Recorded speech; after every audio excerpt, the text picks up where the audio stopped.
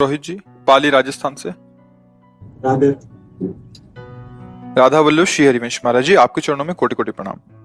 प्रभु जी, संसार में इतनी दरिद्रता और इतने कष्ट क्यों हैं? क्या ये हमारे पिछले कर्मों का फल है या ये हमारे पूरे परिवार को भोगना पड़ेगा? तथा सच्ची शांति कैसे प्राप्त होगी? हमारे कर्म से ही ये सब परिणाम आता है। अब खेती तो बहुत अच्छी उपजाऊ है, लेकिन आपने मेहनत नहीं की, बीज नहीं बोया, खाद नहीं लगाई, रक्षा नहीं की, तो भीख ही मांगनी पड़ेगी। फिर आपको है तो खेती। तो कर्म भूमि है, यहाँ जैसे भी शुभ अशुभ कर्म करोगे आपको वैसे ही फल भोगने पड़ेगा। ये पीछे की खेती है जो अभी भोग रहे हो। अब संभाल लो, अब संभाल लो तो वर्तमान भी आनंद में होगा और भविष्य भी आनंद में होगा। हम कोई पशु नहीं कि हम केवल पीछे का ही भोगते रहे और उसी के अधीन रहे। नाम जप करो भगवान का और दूसरों को सुख पहुंचाने की भावना करो, अभी दरिद्रता नष्ट हो जाएगी।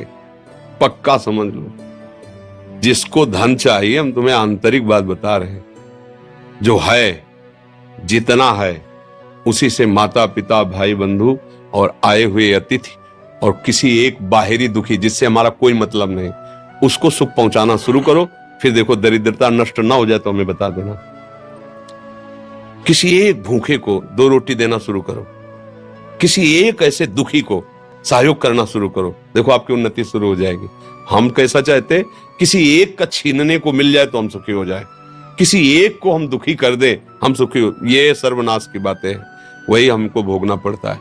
अगर हम धर्म से चले तो सर्वलोक महेश्वर भगवान, ऐसा नहीं कि वो देख, एक सेकेंड भी कोई ऐसा नहीं जिसको भगवान नहीं देख रहे हैं। मान लेना, एक सेकेंड भी ऐसा नहीं है कि वो तुम्हें देख नहीं रहे। वो शास्त्र शीर्षा पुरखा शास्त्राक्षा शास्त्रपात, वो अनंत नेत्रों वाला अनंत स्वरूपों में विराजमान है। सही ढंग से चलो, पीछे की बिगड़ी बना लो, आगे का मंगलमय मार्ग हो जाएगा।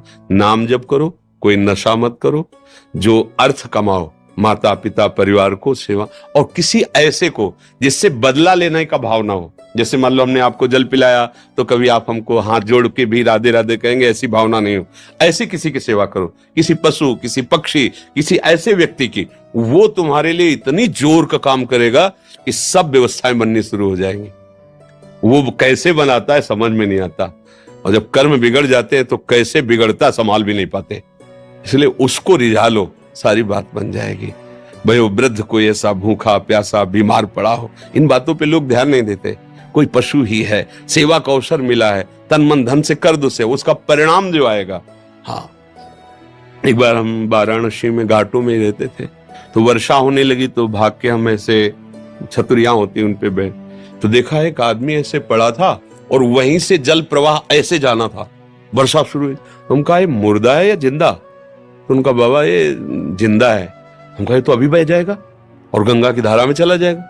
अरे बोले बाबा ये काशी। हम कहा नहीं, ऐसा कैसे? तो उठ क्यों नहीं रहा?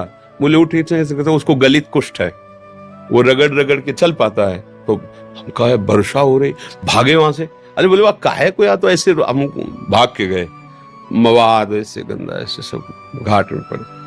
और उस समय नवयुवक अवस्था थी, शरीर में ब्रह्मचर्य का पावर था, ऐसे टागा और सीढ़ी चढ़ते हुए ऊपर ले गए। तो ऊपर एक बारंडा टाइप बना था, तो वहां के जो लोग थे मना, इसको क्यों अंदर लाए ऐसे?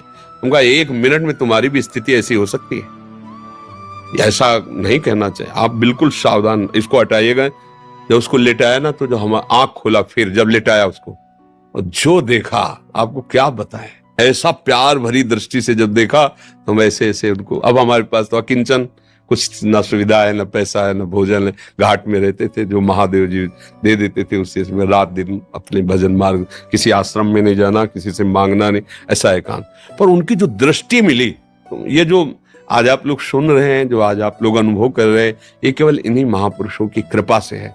साधना तो क्या है, जैसा बना वैसा, मगर कृपा में बहुत बड़ी ताकत। तो ये जो हमारे दुख हैं, विपत्तियां हैं, ये सब नष्ट हो जाएंगे यदि हम ये दृष्टि रखने लगे कि कभी मुझे सेवा का अवसर मिले। जो असहाय हैं, जो असमर्थ हैं, ऐसे मान लो पशु है, अब वो क्या, कहाँ दवाई मांगेगा, कहाँ इंजेक्शन, अब उसका पैर टूट गया है, उसको ले जाएं जहाँ पशु अस्पताल, उसको दवाई करवाएं, उसको जब तक थोड़ा ठीक ना हो जाए तो उसको खान पान की भगवान रीत जाएंगे। सच्ची मानिए, पर ये बातें सबकी समझ में नहीं आएंगी। अगर ऐसे भाव से चलो तो पूर्व का जो अशुभ कर्म है वो नष्ट हो जाएगा। वो अशुभ कर्म ही हमें दुख देता है। अशुभ कर्म ही दुख देता है। ये जो हमें भुलावे में डाला जाता है ना कि हम ये कर देंगे तुम्हारा दुख दूर हो जाएगा, बिल्कुल नहीं। ये हम मतलब बिल्कुल अनुभव की बात कहते हैं। इस भुलावे में कभी न फंसो, बिल्कुल इन बातों, अपने कर्म को शुद्ध भाव से करो, किसी से आशीर्वाद मांगने की जरूरत नहीं है। भगवान सबके है, जैसे हमारे हैं ना वैसे तुम्हारे हैं।